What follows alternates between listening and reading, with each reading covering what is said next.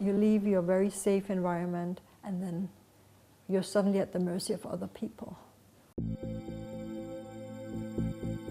For this book, my theme is really about what happens when you have to flee your country, when you have to leave behind all that you know and set out and try to find a safe haven elsewhere.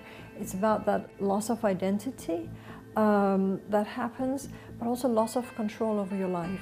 Because all refugees I speak to, it's the worst thing, that you're no longer in charge of your destiny. And even though it's a very short little story, I think it gives the reader that feeling. I think that the vision it can give is really the insight of what it is to be a refugee. Because that's where literature is magic, that we each have only one life. And no matter how adventurous you are, you cannot experience everything. But through literature, you can experience so many other destinies. And this little story tries, to invite the reader into the life as a refugee. What would it be like if your family had to flee because there's a war in your country?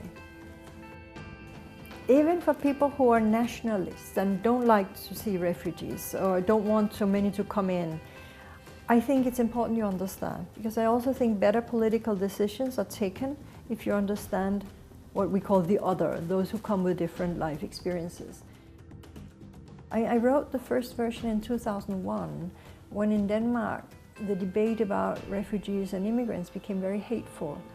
And I was so provoked, because being from an immigrant family myself, I just felt it was impossible. I mean, the Danish Danes couldn't see that these people were not just coming to get from the welfare system or so-called bad people. So these were just people who had lost everything. But otherwise they were middle class or anything than the rest of us.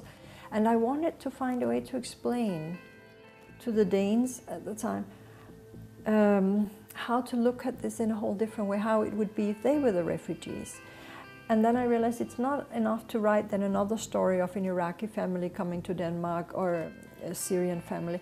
I had to write it as if it was the Danes who had to flee. So I made a war amongst Nordic countries, and I have a Danish family fleeing to Egypt.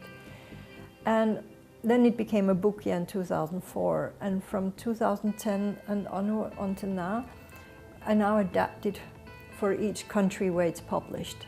But it's, as you can say, for the same reason now for each country, is to make people who have never experienced war or suffering that forced you to move, to understand what it is when people come to us.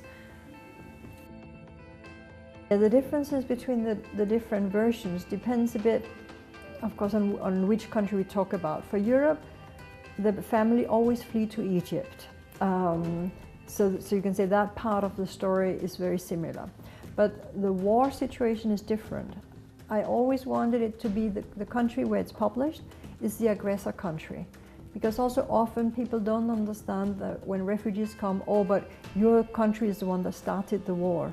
But it doesn't mean that civilian people are not caught in this situation they need to flee from anyway. As we saw also with the wars in the Balkans in the 90s, also Serbians had to flee from destruction in their country.